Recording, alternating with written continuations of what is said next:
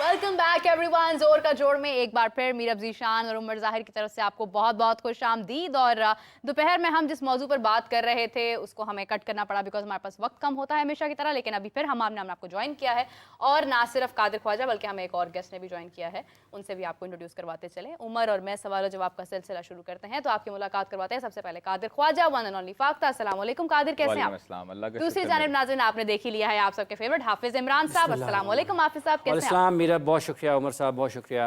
अच्छा कादिर साहब से सुबह दोपहर में जब हम बात कर रहे थे चैंपियंस ट्रॉफी के मुतालिक, क्योंकि आपको पता है हाफिज साहब आजकल तो हर जगह एक ही बात चल रही है, इंडिया पाकिस्तान नहीं आ रहा नहीं आ रहा नहीं आ रहा। कादिर ने अपना पॉइंट ऑफ व्यू दिया, कादिर ने बताया कि किस तरह से मतलब अगर इंडिया नहीं भी आता जो मैचेस होने हैं वो तो होके रहने। हाफिज साहब क्या एक रीज़न है कि जब बाकी खेल पाकिस्तान में हो सकते हैं तो सिर्फ क्रिकेट को लेकर इतनी संजीदगी की जाती है कि नहीं अब क्रिकेट जो है वो पाकिस्तान में नहीं हो सकती है, जबकि टेनिस भी हो रही है, कबड्डी भी हो रही है, तमाम खेल होते हैं, वाई ओनली क्रिकेट? काश के लोग ये जो पाकिस्तान में फ़ैसले करते हैं उनको समझ आ जाए कि वाई क्रिकेट। अब ये एक बहुत बड़ी बहस है, इस पे लोग इत्तफाक कर सकते हैं, लोग इससे इख्तलाफ कर सकते हैं। ये जिस दिन समझ आ गई लोगों को कि क्यों सिर्फ क्रिकेट, तो फिर लोग इसको ज़रा सिर्फ क्रिकेट समझना बंद कर देंगे। सही।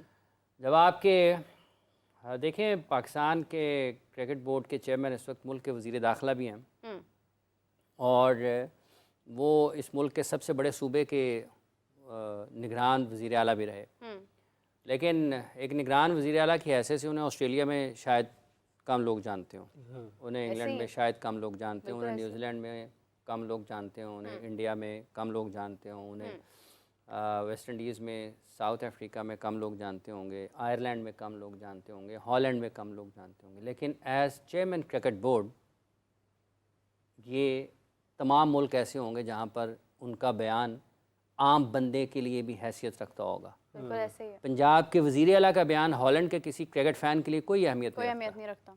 ठीक है जी, भले आप 2/3 अक्सरियत के साथ ही मुल्क के सूबे के वज़ीर आला बने हों, लेकिन अगर आप पाकिस्तान क्रिकेट बोर्ड के चेयरमैन हैं तो ऑस्ट्रेलिया में क्रिकेट को पसंद करने वाला ये ज़रूर पढ़ेगा पाकिस्तान की क्रिकेट के बारे में, और ये वो सुबह बैठ के चाय की टेबल पे डिस्कस करेंगे, यार ये क्या कर रहा है पाकिस्तान के। बिल्कुल ऐसे ही है। इंडिया में भी डिस्कस हो गया, पाकिस्तान क्रिकेट बोर्ड का चेयरमैन क्या बात कर रहा है। ठीक है, तो ये जिस दिन लोगों को समझ आ जाएगी कि क्यों क्रिकेट, तो फिर लोगों के लिए काम आसान हो जाएगा। पाकिस्तान में तो अभी तक मुझे नहीं लगता कि लोगों को समझ आ रही है कि सिर्फ क्रिकेट क्यों, और लोगों को इससे एतराज़ भी होगा कि शायद क्या बात हो रही है, लेकिन हकीकत यही है।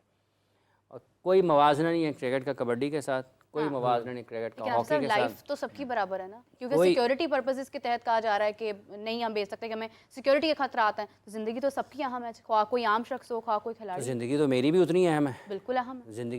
ज़िंदगी तो एक आसमान पर उड़ती जो चिड़िया है उसकी अहम है।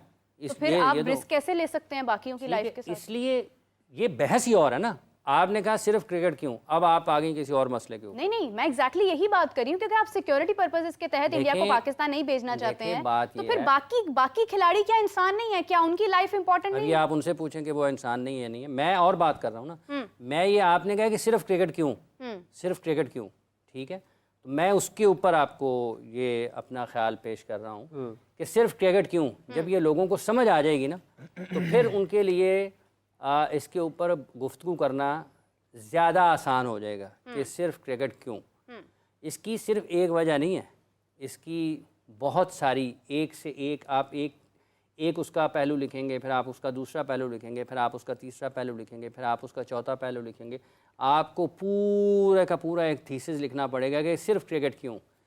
तो ये एक तवील बहस है, और इसके लिए जो अहले इल्म हैं, अहले अक्ल हैं, और जो अरबाब इख्तियार और अरबाब इक़्तिदार हैं, उनका इस अंदाज़ में इसको देखना ज़्यादा अहम है। अगर वो इस तरीके से देखेंगे तो पाकिस्तान के लिए आसानियाँ हो सकती हैं। अगर आप इसको बिल्कुल उन तमाम इखलाकी कदरों के ऊपर, रिवायात के ऊपर, उसूलों के ऊपर देखते हैं, तो ये बहस नहीं होनी चाहिए कि पाकिस्तान को चैम्पियंस ट्रॉफ़ी अगर ICC ने दी है तो किसी को उससे इनकार नहीं करना चाहिए। तमाम मुल्क जो हैं वो जब पाकिस्तान को चैम्पियंस ट्रॉफ़ी दी जा रही थी तो वो जितने भी फ़ैसला करने वाले हैं वो साथ थे, तो तमाम मुल्कों को पाकिस्तान में आकर खेलना चाहिए। और ये ऐसा ही होता है दुनिया में। कहीं पाकिस्तान अभी 2023 में इंडिया खेलने के लिए गया, बिल्कुल गया वर्ल्ड कप का, और अब 50 ओवर्स का, और अभी पाकिस्तान यूएसए में अपने मैचेस खेल कर आया, यूएसए और वेस्ट इंडीज़ दोनों जगह में, वो सब लोग वहाँ पर गए। लेकिन अब अगर हालात कुछ मुख्तलिफ होते हैं तो मुख्तलिफ अंदाज में लोग मुख्तलिफ तरीके से अपने ख्यालात पेश करते हैं। ठीक है, आपको अपनी चीज़ों को ठीक करने के लिए, मामलात को ठीक करने के लिए आपको सिर्फ एक ही जगह के ऊपर तवज्जो नहीं देनी चाहिए, आपको तमाम पहलुओं का जायज़ा लेने की ज़रूरत होती है। मतलब ये कह देना आसान होगा कि पाकिस्तान 2026 के वर्ल्ड कप के लिए इंडिया ना जाए, लेकिन ख्वाहिश साहब 2026 का वर्ल्ड कप क्या सिर्फ इंडिया में होना है? श्रीलंका में ये चलना चाहिए बंदे का। जब तक ये नहीं चलेगा ना, उस वक्त तक चीज़ें पाकिस्तान के मैच अगर श्रीलंका रख दें दसो मैनू तो फिर भी हो सकता है, लेकिन ये जो है ना, ये लेकिन फाइनल तो साइंस खेला है है ना हमने 2026 का, बहुत तो इंडिया में होगा ना। उसके लिए तो पहले तो मैचेस पाकिस्तान जीतने पहुंच गया। पड़ेंगे ना। मतलब ये तो तो एक वही अलग बात मंजिल है, है। मरी निकले हैं, मरी बादल आए हैं, लोहरा ने बेगा तो जाके कर लिए। पाकिस्तानी अब यही कहते हैं, लेकिन इसको प्रैक्टिकली तो इसको अमली जामा पहनाना पड़ेगा, अदरवाइज तो नहीं। और उसके लिए ये ना एक डिबेट है। अच्छा, लेकिन इसी सवाल से कि इंडिया ये- पाकिस्तान के जो ताल्लुकात है ना, जी, जी। लोगों को ये लगता है कि शायद ये नॉर्मल चीज़ है, ये नहीं है। और ये पाकिस्तान इंडिया की क्रिकेट जब भी होती है ना, आपको इसके लिए दहाइयों तक अपना सर खपाना पड़ता है, आपको समझना पड़ता है। पाकिस्तान इंडिया की क्रिकेट जब भी हुई है ना, हालात दोनों मुल्कों के बहुत ख़राब, अल्लाह करे कि दोनों मुल्कों के ताल्लुकात अगर ठीक हों, वो पाकिस्तान की टीम जैसे भारत गई है, भारत की टीम पाकिस्तान में आए, हाँ। लेकिन उसके लिए आपको ज़मीनी हकीकतों को भी देखना पड़ेगा ना। आप कैसे कर सकते हैं? मतलब हम ये तो नहीं कह सकते ना कि ये हम अभी सोएंगे, ये तारीख बदलेगी, अगले दिन का सूरज निकलेगा, सारी टीमें पाकिस्तान में आ जाएंगी और पाकिस्तान में चैंपियंस ट्रॉफी हो रही होगी। ऐसा नहीं है। आइडियली ये होना चाहिए कि पाकिस्तान में चैंपियंस ट्रॉफी पाकिस्तान को मिली है, आईसीसी ने दी है, पाकिस्तान में वो तमाम के तमाम मैचेस होने चाहिए, ठीक है, लेकिन ये ज़बरदस्ती नहीं हो सकता। मतलब ख्वाजा साहब को तो यहाँ से ज़बरदस्ती उठा के दरवाजे से बाहर नहीं आप लेके जाएंगे जब तक उनका दिल नहीं करेगा, ठीक है। फोर्स भी लगेगी वैसे। इसलिए हाँ कौन सी फोर्स लगेगी? डिम्बा से। मतलब ये नहीं तो ये चीज़ें अगर आप मेरे लिए तो लगेगी ना, बाकी नहीं, अगर देखिए इससे ये भी साहब बेहतर हो सकता है कि अगर वो आते हैं इंडिया की टीम, तो फिर तो बायलैटरल सीरीज के दरवाजे खुल जाएंगे दोनों ममालिक के लिए। हमारी टीम भी उधर हो आई है, वो भी आ जाए, रहेगा ना फिर। तो वो तो वही चीज़ है ना कि मतलब अगर आप पॉलिटिसाइज करेंगे हर चीज़ को, अगर पाकिस्तान आपके मुल्क में जाता है थ्रेट्स होने के बावजूद भी, तो कम से कम इस तरह के बयानात आपके साबिक क्रिकेटर्स ना दें। बिल्कुल कि वो अभी कुछ हुआ नहीं, बीसीसीआई ने कुछ ऐलान नहीं किया, रिटर्न कुछ नहीं दिया, अभी कोई फैसला नहीं हुआ, और आपके साबिक क्रिकेटर जो हैं और आपका मीडिया जो है खास तौर पर वो इस चीज़ को हाईलाइट करे, इशू हाईलाइट करना शुरू कर दे कि नहीं जी, वो पहले से ही एक परसेप्शन बननी शुरू हो जाए कि नहीं आना जी, नहीं जाना जी, नहीं ना जाना। एक एजेंडा आप सेट तो देखें ये चीज़ें आईसीसी के कोड में है। हाँ। आईसीसी अब उस पर क्या करता है, ये पीसीबी की सरदर्द नहीं है, पाकिस्तान ने सिर्फ होस्ट करना है इसको, पाकिस्तान होस्ट है, आईसीसी के अंडर अम्ब्रेला जो है, वो अंडर शेडो जो है उनके, वो करवा रहे हैं टूर्नामेंट।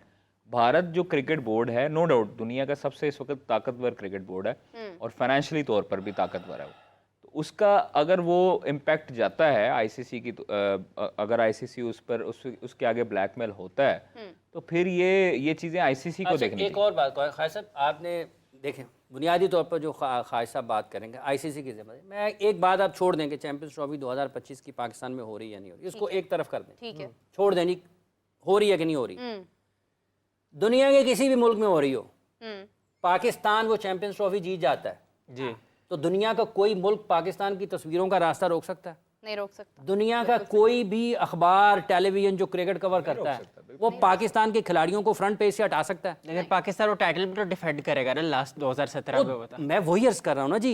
देखिए, देखें वो बात उसके लिए यह है तो कि हमें अगर defenders की भी आपकी जरूरत है। आज पाकिस्तान के आम सबसे अच्छे दुनिया में जाते हैं तो क्यों जाते हैं ना, आपकी एक्सपोर्ट क्वालिटी क्यों है कि आपकी अच्छी है ना, प्रोडक्ट क्वालिटी आपकी अच्छी होनी चाहिए। 2009 में पाकिस्तान T20 वर्ल्ड चैंपियनशिप जीता था, पाकिस्तान दुनिया से तनहा था, बिल्कुल था। ठीक है। 2017 में पाकिस्तान में चैंपियंस ट्रॉफी नहीं हुई थी, ना पाकिस्तान में इंटरनेशनल क्रिकेट हो रही थी, और लोगों के मसले और हैं, हमारे लोगों के मसले और हैं, हमारी समझबूझ और है, लोगों की समझबूझ और है। अगर फर्ज कर लें आज सबको ये शौक चुराया है ना चैंपियंस ट्रॉफी का कि पाकिस्तान में ठीक है ना होनी चाहिए, और बंदा खुदा 2025 की चैंपियंस ट्रॉफी में अगर पाकिस्तान 4 मैच हार गया, आपको पता है हाल क्या होना है आपके क्रिकेट का? प्रोडक्ट क्वालिटी जो है उसके ऊपर किसी का कोई तवज्जो ही नहीं है, किसी का कोई जोर ही नहीं है, किसी का कोई ध्यान ही नहीं है। मैं कहता हूं कि आप हॉलैंड को दे दें 25 की चैंपियंस ट्रॉफी, अगर पाकिस्तान वहां पर जीताता है, और आप बांग्लादेश में करवा दें, श्रीलंका में करवा दें, दुनिया की हेडलाइंस किसी भी जगह पे करवा दें, आपको अपनी क्रिकेट को इन ऑर्डर करना चाहिए। आपको ये तवज्जो होनी चाहिए कि हमने अपनी क्रिकेट टीम को कैसे मजबूत बनाना है। 1992 में जी 22 साल की पाबंदी के बाद साउथ अफ्रीका की टीम इंटरनेशनल क्रिकेट में आई थी, और उन्होंने सारी दुनिया के जो क्रिकेट के शायकीन है ना, उनके दिल जीत लिए थे अपनी कारकर्दगी से। 2009 में पाकिस्तान को लोग किसी और तरीके से देख रहे थे। जब पाकिस्तान ने वर्ल्ड कप जीता ना, तो दुनिया किसी और तरीके से देख रही थी। 2017 में जब पाकिस्तान आईसीसी चैंपियंस ट्रॉफी खेलने के लिए गया, 8वें नंबर पर था रैंकिंग में। एग्जैक्टली जब पाकिस्तान वहां से निकला है तो चैंपियंस ट्रॉफी का फातेह था।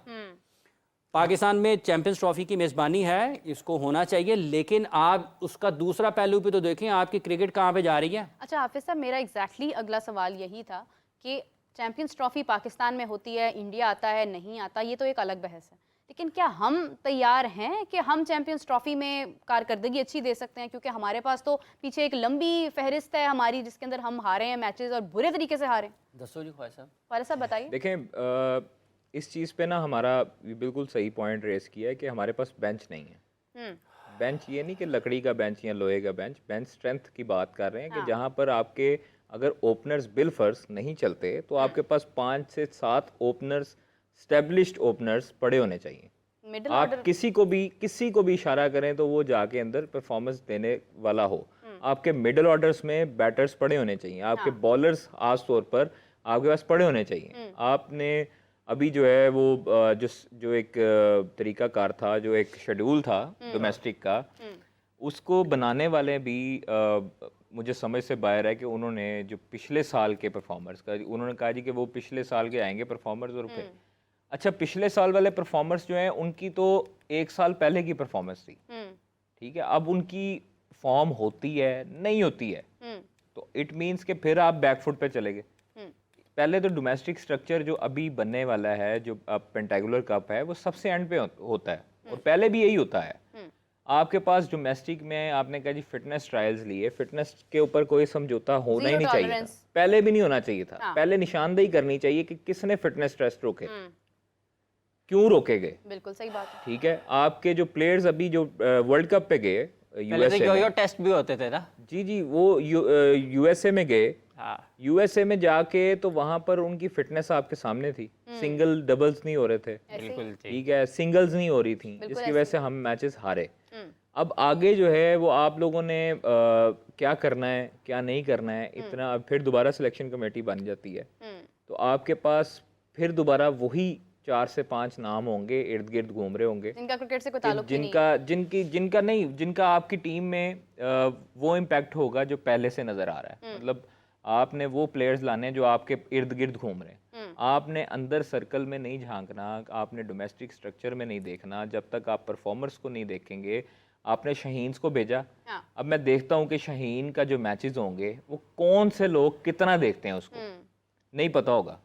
आप डोमेस्टिक वाले से उठा के देख लीजिएगा, आप सिलेक्शन कमेटी वाले को रैंडमली पूछ लीजिएगा, उसे नहीं पता होगा कि मैच में आज हारिस ने कितना किया है और दूसरे बैटर्स ने कितना किया। बिल्कुल सही बात। जब तक आप उधर एक कोच भेजा हुआ साथ, गिलेस्पी मेरे ख्याल में गेम है वो साथ टीम के डावन में, तो वो कोच रिपोर्ट देंगे, कोच तो रिपोर्ट देंगे भाई, तो आप जो सिलेक्शन कमेटी है जिसमें डायरेक्टर डोमेस्टिक भी एक्स ऑफिशियो के तौर पे शामिल किए गए हैं, एनालिस्ट भी हैं, बाकी लोग भी हैं, वो क्या करेंगे? जो नई सिलेक्शन कमेटी बनी है वो क्या करेंगे? शाहीन आप एक प्रोडक्ट तैयार कर रहे हैं ना पाकिस्तान की, मतलब आप पाकिस्तान की बी टीम तैयार कर रहे हैं, ठीक है, जिससे आप जो है वो इमीडिएट तौर पर आप अपना बैकअप ले सकते हैं। आपने अगर मिडिल ऑर्डर लेना तो आप शाहीन से ले लोगे, ठीक है, आपके पास फौरी अगर आपको बैकअप चाहिए, नहीं तो अभी बहुत टाइम पड़ा है, अभी चैंपियंस ट्रॉफी में बहुत अरसा पड़ा है, और उस अरसे के दौरान आपके जो टूर्नामेंट्स होने हैं उसमें आपके परफॉर्मर्स, अगर आपके परफॉर्मर्स एक मरतबा फिर निगलेक्ट हुए तो समझ लीजिएगा कि कोई चेंज नहीं आया। पेंटेंगुलर में जो टॉप परफॉर्मर्स होंगे आपके 4 डे में, आपके 1 डे कप में, आपके T20 नेशनल T20 से जो परफॉर्मर्स होंगे उनको शामिल किया जाएगा ना, उनके आगे टूर्नामेंट होंगे, जो 5 टीमें बनाई गई, 150 खिलाड़ी होगा, उसमें अगर जो टॉप के प्लेयर होते हैं 10-12, अगर आपके स्पिनर्स 10-12 टॉप के हैं, अगर आपके फास्ट बॉलर्स हैं, अगर आपके बैटर्स हैं, मिडिल ऑर्डर हैं, उसमें भी पोजीशंस हैं, तो जब तक वो आप उनमें से नहीं पिक एंड चूज करेंगे, आप फेवरेटिज्म को छोड़ दें, आप फिटनेस जो है जिसकी Merit के खराब ऊपर है उसको selection छोड़ करें, दें, हाँ। आप मेरिट पे फैसले करें, आपको यकीनी तौर पर पहले नुकसान होगा, यकीनी तौर पर। क्या आपको देखें, अभी इंडिया की टीम जो है गई जिम्बाब्वे, पहला मैच हारी, हारे। कॉम्बिनेशंस बनने में ना थोड़ा सा टाइम लगता है, बिल्कुल सही बात आपकी अंडरस्टैंडिंग होने में थोड़ा सा टाइम लगता है, कैप्टन के साथ, जो वाइस कैप्टन, टीम के साथ, मैनेजर का, हेड कोच के साथ थोड़ी सी प्लानिंग्स का डिफरेंशिएट इसलिए निकलता है क्योंकि डोमेस्टिक में किसी और टाइप की क्रिकेट हो रही होती है, कोचेज और टाइप के होते हैं, माइंडसेट कुछ और होता है। जब आप इंटरनेशनल लेवल पे आते हैं, आपने मोस्टली देखा ही अभी PSL से पिक एंड चूज हुआ, बिल्कुल ऐसे ही है। एक Social media डोमेस्टिक से वैसे लेवल ज़्यादा एक होता है। डोमेस्टिक लेवल का प्रेशर और होता है, उसमें आवाम भी इतनी ज़्यादा नहीं होती। नेशनल T20 में हो जाती है, आवाम आती है लोकल। जब आप जाते हैं किसी दूसरी जगह खेलने, उसकी कंडीशंस भी मुख्तलिफ होती हैं, उनके बॉलर्स भी इंटरनेशनल लेवल के होते हैं, और वो पूरे उनके मुल्क में से क्रीम निकली होती है जिनको आप खेल रहे होते हो, फेस कर रहे होते हो। तो वो हमारे प्लेयर जितने परफॉर्मर्स हों, उनको अगर मौका मिले तो मैं आई एम श्योर कि वो एक मैच में फ्लॉप होंगे, 2 मैच में फ्लॉप होंगे, क्योंकि वो इन फॉर्म है। उनको फॉर्म में आने में सिर्फ और सिर्फ 10 से 15 ओवर्स चाहिए, या मतलब आपने अगर वनडे में आपके तो 5 से 6 ओवर्स उनको सेट होने में लगते नहीं हैं। बाबा, आपने देखें, अगर आपने अपने कप्तान को इतना वक्त दे दिया है तो फिर आपको देना चाहिए वक्त। मैं वक्त तो समझता हूँ देना कि जिस पड़ता तरह है साइम को मौका मिला ना, ना। मिला है, बिल्कुल आप फिर हर परफॉर्मर को उस तरह मौका दें। मौका दें, बिल्कुल सही आप बात। ये ना करें कि फिर आपने उस्मान खान को 2 मैच खिलाए और फिर 5 में रेस्ट दिया। हाँ, और इब्रार को तो ठीक है? आपने मौका ही नहीं दिया। आप लेकिन फिर किसी उस्मान बॉल- खान जैसे प्लेयर को जो टैलेंटेड है, लेकिन उसको अपनी गेम दिखाने के लिए डोमेस्टिक में देखिए, वक्त मैं लगाना समझता हूँ चाहिए। कि उसका फैसला गलत है जो उसको शाहीन्स के साथ भेजा गया, ठीक है, जो उसको शामिल किया गया शाहीन्स में। मैं समझता हूँ कि उसको पहले डोमेस्टिक में इधर रगड़ा लगाना चाहिए था अपने आप को। अगर वो अपने आप के साथ सिंसियर हो तो वो कहते बोर्ड को कि भाई मैं डोमेस्टिक खेलूंगा, मैं लॉन्ग क्रिकेट खेलूंगा, और आगे जो है ना वो इंशाल्लाह ताला परफॉर्मेंस दे के आऊँगा। इमरान साहब, क्या वजह है कि प्लेयर्स रिलेक्टेंस शो करते हैं डोमेस्टिक में खेलने? अभी हो ही नहीं रही ना उमर साहब। नहीं, तो रेड बॉल सितंबर में है फॉर्मेट ना। में नॉर्मली रेड बॉल फॉर्मेट पे जो है तरजीह नहीं देते। पहले आप देख ले, पिछले वक्त के लोग जो है जैसे यूनस खान हो गए, मिसबा हो गए, वक्त निकाल के खेलते थे डोमेस्टिक। वक्त निकाल के नहीं खेलते थे, उनका वक्त ही सारा वहाँ पे गुजरता वहाँ था। पे गुजरता था, सही बात है। देखिए, बिल्कुल बात सही, ये वजह है कि ये सोचने का मुख्तलिफ अंदाज है। जी हाँ, अभी जैसे शाहीन्स की टीम गई है, आप बताएं कि पाकिस्तान क्रिकेट बोर्ड ने मेरा ख्याल एक ही दिन में 2 चीज़ें जारी की थी। एक का उन्होंने कहा था कि चेयरमैन साहब ने कहा कि डोमेस्टिक क्रिकेट जो है उसमें सिलेक्शन उसके बगैर नहीं होगी खेले हुए, फिटनेस में भी कोई कॉम्प्रोमाइज नहीं होगा। और उसके साथ ही उन्होंने उस दिन ही शाहीन्स की टीम का भी ऐलान किया, और उसमें उस्मान खान भी खेल रहे थे। अब ज़रा ये कोई जाकर उनको बताए चेयरमैन साहब को कि उनके बयान की सबसे पहली जो खिलाफ वर्जी हुई है वो आपके साथ बैठे लोगों ने की है, जिन्होंने ये सिलेक्ट किए हैं। उस्मान खान को डोमेस्टिक के क्योंकि बगैर। उस्मान खान तो कहीं नहीं खेले ना डोमेस्टिक क्रिकेट, नहीं। और अगर वो मैंने PCB के एक आला उहदेदार हैं उनसे इस बारे में, मुझे अंदाज़ा तो था शुगल के लिए, उनकी मेहरबानी, उन्होंने फ़ोन सुन लिया और मैंने उनसे यही सवाल किया, मैंने कि इस पे कौन कमेंट कर सकता है कि सिलेक्शन कमेटी में से कोई उस्मान खान कैसे आ गए शाहीन्स में। तो मैंने कहा जी एक ही दिन में 2 चीज़ें आई हैं कि डोमेस्टिक क्रिकेट जो है पाकिस्तान की, उसमें चेयरमैन साहब ने कहा कि उसके बगैर सिलेक्शन नहीं होगी, और उस्मान खान साहब पाकिस्तान की शाहीन्स टीम में आ गए हैं। तो मुझे बता दें कि सिलेक्शन कमेटी में से किसी को कहें कि कोट दे दे अपना इस पे कि ये कौन सी डोमेस्टिक क्रिकेट खेलता है। कहते जी कि वो तो चूँकि क्वालिफाई कर गए हैं ना उसमें पाकिस्तान टीम के लिए। मैंने कहा जी कर गए, PSL से आपने सेलेक्ट कर लिया, पाकिस्तान की टीम से वो नाकाम हो गए। अगर वो कामयाब होते ना तो एक के बाद दूसरा, दूसरे के बाद तीसरा, तीसरे के बाद चौथा मैच खेलते ना, ड्रॉप ना होते। तो मैंने कहा वहाँ से तो वो हो गए नाकाम। नाकाम होने के बाद उन्होंने जाना था नीचे डोमेस्टिक क्रिकेट में, वहाँ से वो दोबारा अपने आप को साबित करते और फिर वहाँ पर आते। तो एक ही दिन में 2 चीज़ें हुई हैं कि डोमेस्टिक क्रिकेट खेले बगैर आप नहीं आएंगे, लेकिन उसी दिन ये भी आ गया। तो ये जो फैसले हैं आरिफ याकूब साहब, जी उनको भी रखा गया है। जब आप मतलब कुछ ऐसी सिलेक्शन होती है, देख के बंदे का ना दिल कुड़ता है कि यार आप क्या कर रहे हैं पाकिस्तान के क्रिकेट के साथ। मतलब किसी भी खिलाड़ी से उनके साथ किसी का कोई ज़ाती मसला नहीं है ना। यार आप क्या देख के सिलेक्ट करते हैं? मतलब उस्मान कादिर दोनों में से किसी टीम में है? यार बंदा खुदा, कुछ खुदा का खौफ करें। अगले ऑस्ट्रेलिया की क्रिकेट कॉम्प्रोमाइज कर दी। आपको मतलब शादाब खान को इस सिलेक्शन कमेटी ने सिलेक्ट कर लिया, बॉल उनका गिरता नहीं है। मतलब 2-3 लेग स्पिनर्स ऐसे हैं, अगर आप उनको तीनों को एक एक बॉल इकट्ठा कराएं कि यार आप नेट में बॉल करें, एक के बाद एक नेट में जैसे बॉलिंग होती है, आपको वाज़े तौर पर फ़र्क नज़र आएगा कि यार किसकी गेंद में जान है, पता ही नहीं चलता। तो ये हैरान कुन हाफिज़ साहब, तौर पे आपकी सिलेक्शन बात से मुझे एक बात याद आई है कि मैंने आज देखा कि बाबर आजम को तो बहुत प्रॉब्लम हो रही थी उबैद शाह की बॉल के ऊपर भी, तो प्रैक्टिस उनकी जारी है, लेकिन फॉर्म में वापसी के कोई आसार नज़र नहीं आ रहे हैं उनके। तो उसको कोई प्रॉब्लम नहीं है। मतलब उनका बाबर आजम को ना बैटिंग का कोई इशू नहीं है ऐसा, अगर आप रेड बॉल में बात करते हैं ना। और वैसे भी टीम, ये प्लेयर लाइक बाबर आजम, 30 से ज़्यादा उसकी T20 में सेंचुरी हैं, 19 उसकी वनडे में सेंचुरी हैं। वो लोग उससे इख्तलाफ करते हैं, बट पाकिस्तान के पास ना, ये अब उन लोगों से पूछें जिन्होंने इसकी कप्तान बनाने की 2019 में हमायत की थी और जिसने बनाया था। एग्जैक्टली, बिल्कुल सही बात है। एक ऐसा बैट्समैन आपको मिला था जिसकी ऊपर आप अपनी बैटिंग टैलेंट को डिपेंड कर सकते, आप जो है ना वो उसको एक आइडियल और रोल मॉडल बैटर के तौर पर ना आप अपनी क्रिकेट की जो बैटिंग का शोबा है ना उसको आप एलिवेट कर सकते थे। आपने उसकी बजाय उनको कप्तानी में घुसाया और आज देख लें, आज उसके क्रिकेट बैटिंग के ऊपर भी बातें होती हैं। मतलब वही है ना, फिर सवाल वो और वैसे वो है, मतलब है कि मतलब एक बॉल है ना उसका, वो पड़ के अंदर आ गया है, उसने तो लेफ्ट किया है, उसमें उबैद शाह के बॉल को उसने लेफ्ट किया है। कहाँ वो लाइन में है उस बॉल की खेलने में, वो उस बॉल की लाइन में है, उसको पता है पिच कहाँ पे हुआ है, अंदर आ रहा है तो उसने कहाँ पे फिनिश करना है। तो अब बंदा है उसकी खुदा। जो उसकी बैटिंग की चीज़ें हैं जो रुकी हैं एक जगह पर आकर, उसको ठीक करने की ज़रूरत थी ना, तो वो लोगों ने नहीं की, उसने भी नहीं की, लोगों ने भी नहीं की। वो उसका जब 1.5 साल पहले आकिब जावेद साहब ने ये कहा था कि इसको अपने स्ट्राइक रेट को बेहतर बनाने पर काम करना चाहिए, लोगों ने उनको बुरा भला कहा था, गालियां बोली थी उनको। और सैबरडोल और आबरसेल का भी मुकालबा हुआ था, बदजुबानी की थी। अब आज जो उनकी स्ट्राइक रेट के ऊपर बात हो रही है, इसका मतलब है कि 2 साल पहले जो आकिब साहब ने कहा था तो वो ठीक था। तो ये प्रोग्रेसिव सोच होती है ना। उस वक्त लोगों ने कहा शायद ये जी इसलिए कर रहे हैं कि शाहीन खेलता है लाहौर कलंदर्स के लिए और ये लाहौर कलंदर्स के साथ जुड़े हुए हैं, इसलिए ये बात कर रहे हैं। तो ये आप ये लोग भी इस ग्रुपिंग का जिम्मेदार हैं कहीं ना कहीं। लोग नहीं जिम्मेदार, जिम्मेदार वो है जो फैसला करता है।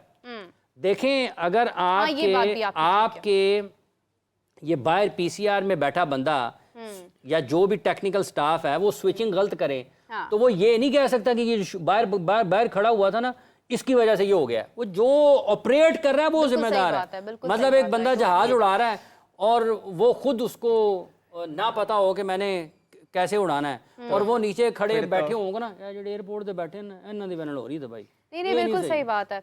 कादिर साहब, जिस तरह से डिसीजंस की बात हो रही है, फैसले लेने की बात हो रही है, मैं देख रही थी कि इंडिया में अभी अगर हम बात करते हैं T20 की, तो उन्होंने रोहित शर्मा के बाद सूर्या कुमार यादव को मौका दिया है और सूर्या कुमार यादव की जो परफॉर्मेंस रही है वो बहुत अच्छी रही है। लेकिन again coming to that point कि captaincy doesn't come with the performance, captaincy itself is some other thing. मतलब एक अलग एक आर्ट है। रोहित शर्मा के पास था, उन्होंने बहुत ही खूबसूरती के साथ क़यादत की अपनी पूरी टीम की, अपनी टीम को एक टूर्नामेंट विन करवाया। लेकिन क्या आपको लगता है कि सूर्या कुमार यादव की जो सिलेक्शन है Shubman Gill as a vice captain, ये भी उनका डिसीजन एक अच्छा रहेगा उनके लिए?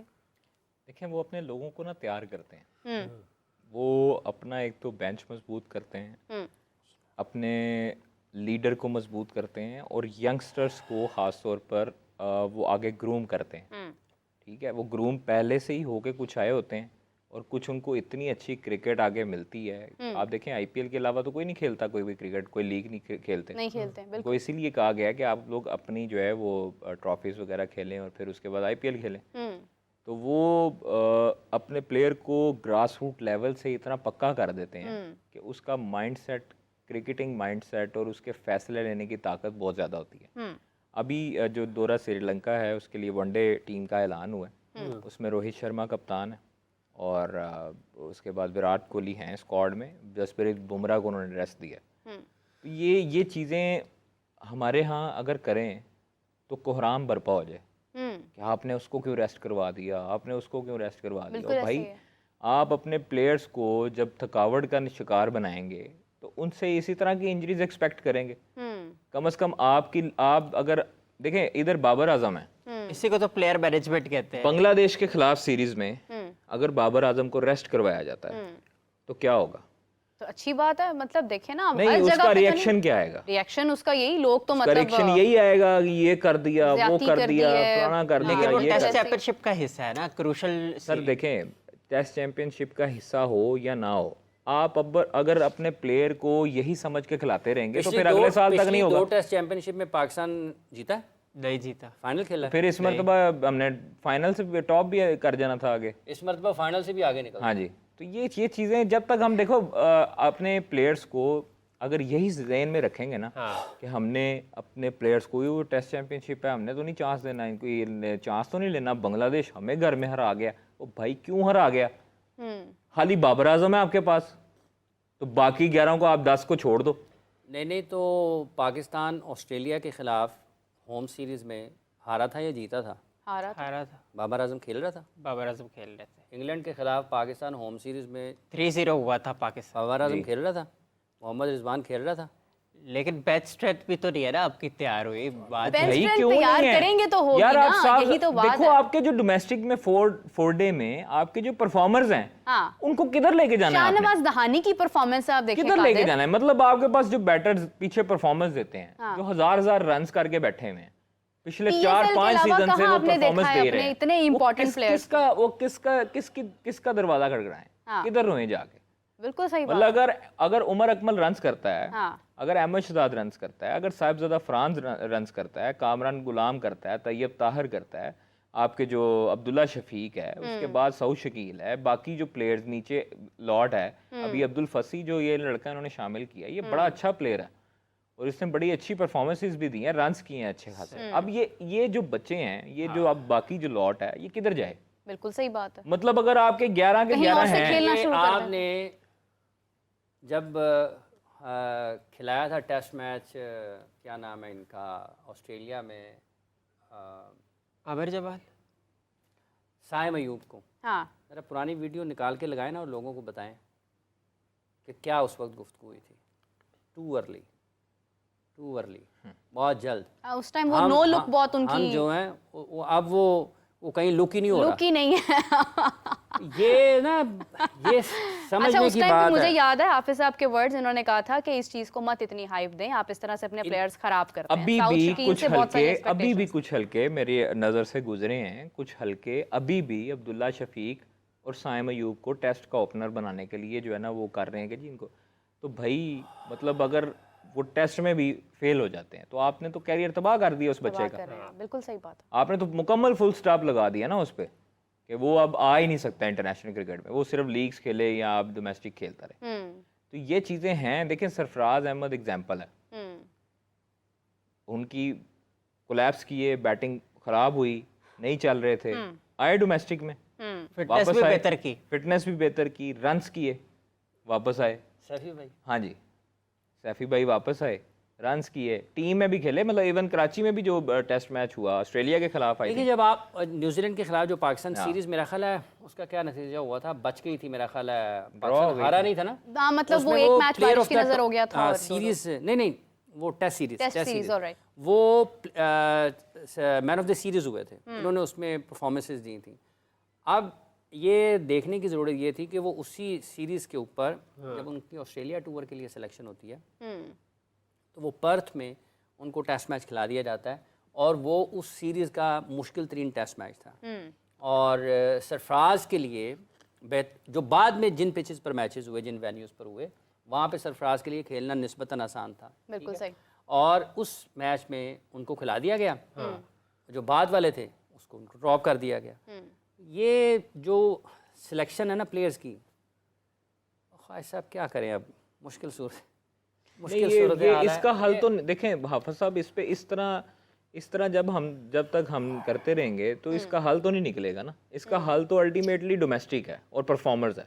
आप जब तक मेरिट पे ये डोमेस्टिक जो ये वाले बोर्ड करा रहा है ना, ये इसको ये इन्हीं लोगों ने Depressed है। PSL के बारे में जी जो बातें की हैं, ये इनको लग पता जाएगा। ये अभी जो कह रहे हैं हमने 2 टीमों का इजाफा करना है, और जो PSL की परफॉर्मेंस के ऊपर इन्होंने जिन लड़कों को मुंतखब किया ना, उनका हाल लोगों ने देख लिया है। ठीक है, पता नहीं किस बुनियाद पे सिलेक्शन कर लेते हैं।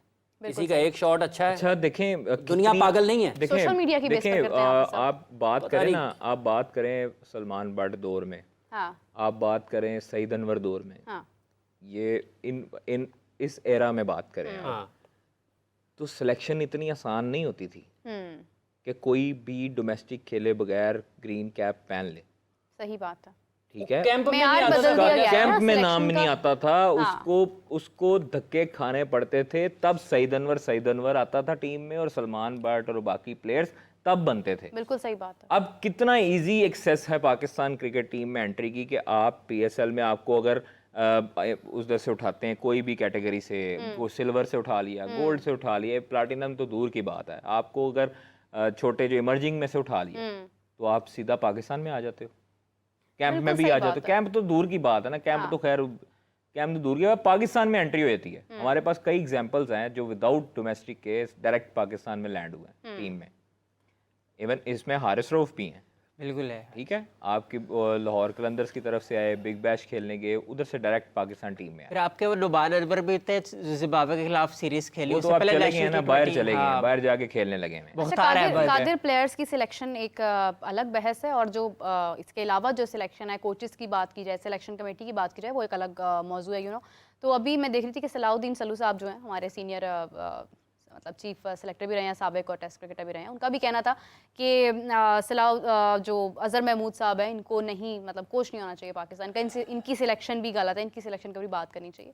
क्या लगता है आपको कि क्या कोचिंग के ऊपर भी हमें एतराज़ात हैं? क्योंकि अब देखें, एक कोच है, उसने तो अपनी एक रिपोर्ट देनी है, उसने एक प्लान देना है, आगे अमल जो है वो तो उसके ऊपर टीम नहीं करना है। तो what do you think about that opinion? अच्छा, इस जब सिनेरियो में अगर आप देखें ना, तो इस जगह पर पहुंचकर ये कोचिंग नहीं चाहिए होती कि आपने उनका बैट सीधा कराना है, बिल्कुल ऐसे या ही है। आपने उनका फुटवर्क पे काम करना है। हाँ आपने उनके साथ उनको नेट्स में देखना है, उनको आपने मैच के दौरान देखना है, तो आपने उनकी जो थोड़ी बहुत गलती हैं उनको बताना है। बताना।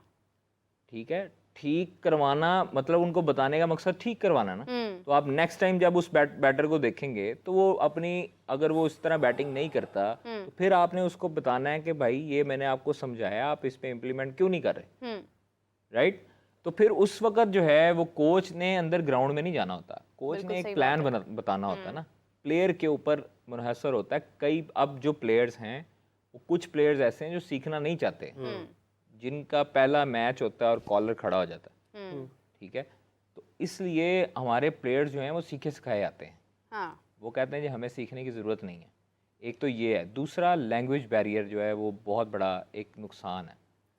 कुछ प्लेयर्स बैठे रहते हैं, विराट कोहली जैसा प्लेयर 1 घंटा प्रैक्टिस पेस से करते थे, देखिए वो तो 1 घंटा दूर की स्पिन बात से। है ना भाई, उनका मुआवजा हमारे साथ नहीं किया जा सकता। हमारे प्लेयर्स लीग्स खेलने के लिए क्यों बेताब रहते हैं, आप ये बताएं।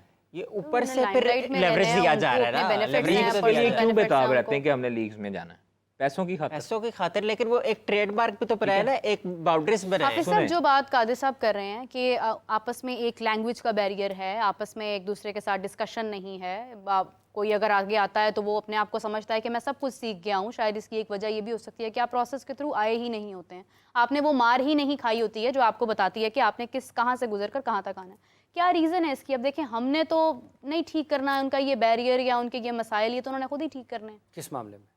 अगर लैंग्वेज का बैरियर है, आपस में डिस्कशन का बैरियर है, किसका? प्लेयर्स का और कोचेस का, तो लैंग्वेज बैरियर अजहर महमूद के साथ किसको लैंग्वेज बैरियर हो सकता है? यानी कादिर साहब कह रहे हैं ना कि गोरे भी तो है ना सर, गोरियां दे अगे इंज सिर हिलाते रहंदे ने, देखिए बात ये है और कि बाद पूछ रहे होंगे ने की क्या अजहर महमूद जो है, अजहर यकीन महमूद करें। के साथ तो कोई लैंग्वेज बैरियर नहीं है। और दूसरी एक और बात है, ये भी एक कॉन्सेप्ट जो है ना, ये ख्याल एक ठीक नहीं है।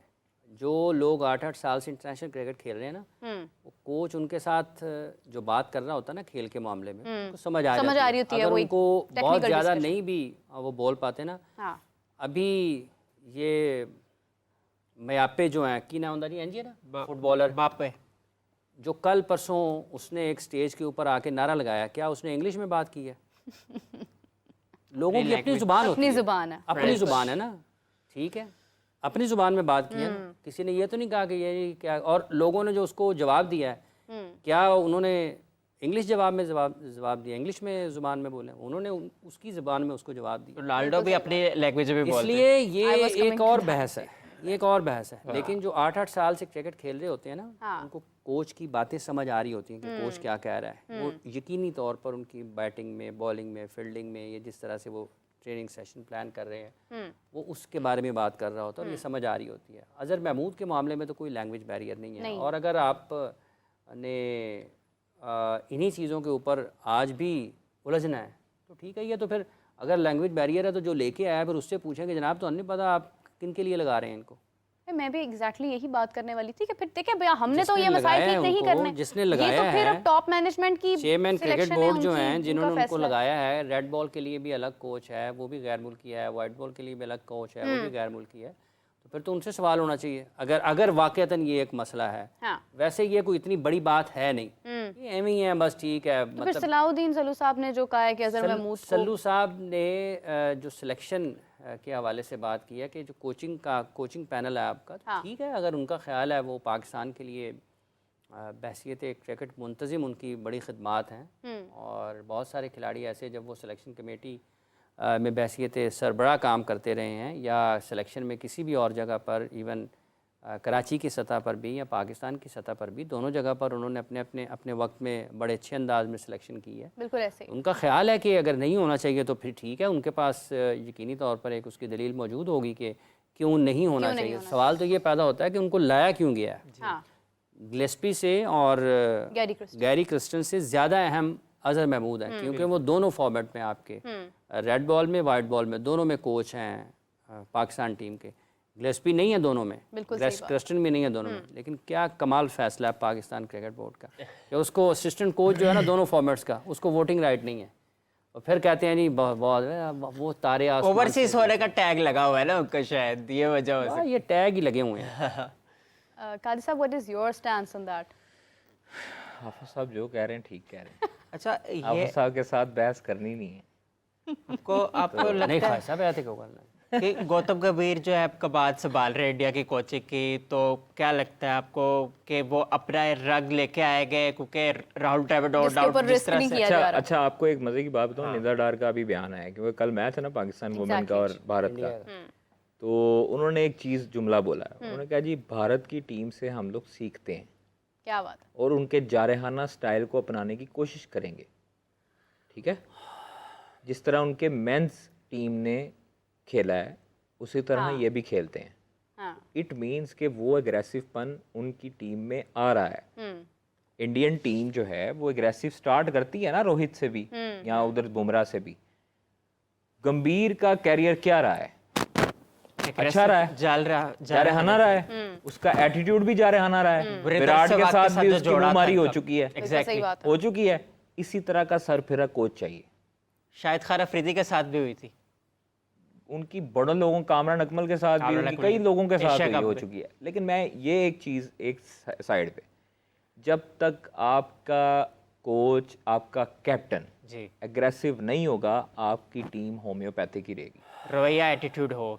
लेकिन देखें, गौतम गंभीर aggressive, Rohit Sharma aggressive, Virat Kohli aggressive, Rohit Sharma aggressive इतने नहीं है, मतलब वो एटीट्यूड वाइज उनके डिसीजंस के मामले में, उनकी अक्ल है, वो ग्राउंड में काम कर रही है। हार्दिक पांड्या, बुमराह, आप टीम में से सारे लड़के उठा के देखें, कौन एग्रेसिव नहीं है? हमारे पास तो कौन एग्रेसिव नहीं है? मतलब विराट एग्रेसिव, ठीक है, ऋषभ पंत वो aggressive, Shubman Gill aggressive, Surya aggressive, Rohit Sharma aggressive, उसके बाद आप अक्षर पटेल लाओ, वो भी मार देता है। इवन अर्शदीप सिंह को आप देख लें, पाकिस्तान के खिलाफ मैच में अर्शदीप सिंह को आप देख लें, कोई कहीं से जाने नहीं दिया। बुमराह एग्रेसिव, तो हमारे यहाँ पर अगर एक एग्रेसिव कोच आ जाएगा तो क्या फायदा होगा उसका?